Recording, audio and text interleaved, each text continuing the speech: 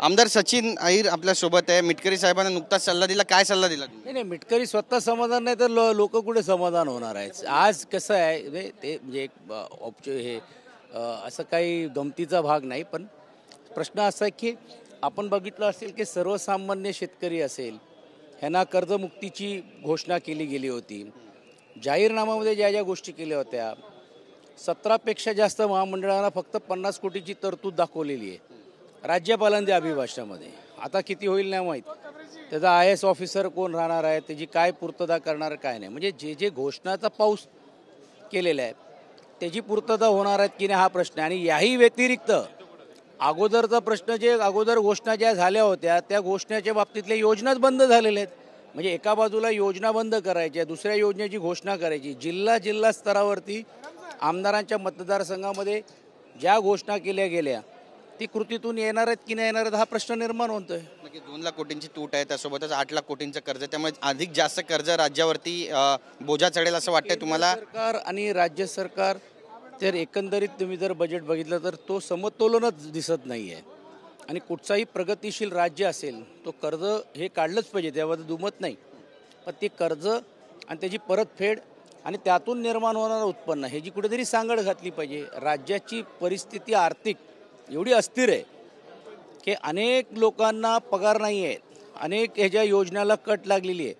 तुम्ही बघा आता जिल्हा नियोजनामध्ये अनेक कोटी रुपयाची तरतूद घोषणा होते, पण ज्यावेळी जर आपण मार्च एंडिंगला बघितलं याच ह्याच्यामध्ये तुम्ही पाहिलं तर 40-40, 50-50% तूट आहे।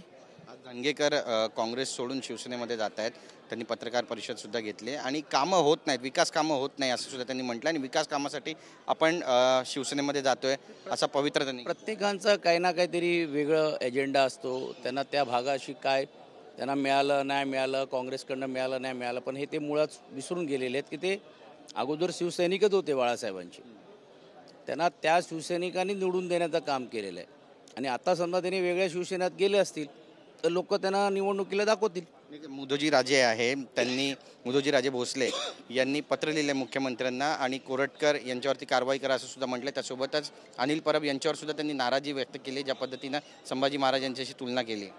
मग कालच त्याच्याबद्दलचा खुलासा अनिल परबांनी केलेला आहे आणि त्यांनी स्पष्ट सांगितलेलं आहे की बाबा जर का ते अयोग्य कोणाला वाटत असेल तर लगेच तातडीने काढून टाका। त्यांनी तुलना अशी केली नाही, तुलना त्या एका घटनेची केली की कशा प्रकारे छळ केला जातो। म्हणजे त्याचा अर्थ असं नाही की मग महाराजांबद्दल आहे, पण महाराज हे एक खूप वरती आहेत, निश्चितपणे त्याची दिलगिरी पण विरोधी पक्ष या नात्याने आम्ही व्यक्त केली। आणि याही व्यतिरिक्त जसं तुम्ही सांगितल्याप्रमाणे ते पटलातून काढून टाकावं। परंतु आता त्यांनी ज्या अर्थी कारवाईची मागणी केली आता तरी देखील सरकार जागे व्हायला पाहिजे। गेल्या आठवडाभरापासून आम्ही इकडे बोलतोय, पण त्याची साधी चर्चाही होत नाही, त्याच्याबद्दलची कारवाईचा काही ठोस निर्णय होत नाही। यातूनच स्पष्ट दिसतंय की हे कोण वारचवतोय कोणाला। सुरेश धस यांनी ज्या पद्धतीने आरोप केलेले आहेत, आता कुठेतरी धनंजय मुंडे म्हणतात की जर आईपर्यंत खोटे आरोप कराल तर मग गाय केली जाणार नाही, खपून घेतलं जाणार नाही। कोणी केले आरोप? धनंजय मुंडे यांच्यावर जे आरोप केले सुरेश धस यांनी, आणि सुरेश धस यांनी त्यांच्या आईवर सुद्धा आरोप केले आहेत, त्यावर धनंजय मुंडे यांनी प्रतिक्रिया की कुठच्याही व्यक्ती द्वेष देऊन आपण नाही ठेवलं पाहिजे। धनंजय मुंडे हे कॅबिनेटचे एक मंत्री जरी असले तरी देखील एक लोकप्रतिनिधी आहे। मला असं वाटतं कोणी कोणाचा अनादर करणं योग्य नाही। जी माहिती आहे ती त्यांनी एवढं दडपून ठेवायची काय गरज आहे? ते मुख्यमंत्र्यांना भेटतात, उपमुख्यमंत्र्यांना भेटतात, लगेच तातडीने कारवाईची मागणी करायला पाहिजे। शेवटचा प्रश्न आहे, राज ठाकरे यांनी काल गंगेच्या स्वच्छतेबद्दल जे विधान केलं, अशी कुठे श्रद्धा असते का असं विधान त्यांचं होतं। आणि पाणी पिणाऱ्यांना असं थोडी जरा सवयी असते त्याच्यात आपण अजून काय बोलून करायचं? प्रत्येकाची भावनाचा असतो, गंगेचं पाणी काय पिऊन प्यायलाच पाहिजे अशातला भाग नाही, प्रत्येकाची एक आस्था असते, आराधना असते। नक्कीच धन्यवाद आमच्याशी बातचीत केल्याबद्दल। कॅमेरापासून योगेश गुरवचा, गिरीश गायकवाड, TV9 मराठी, मुंबई।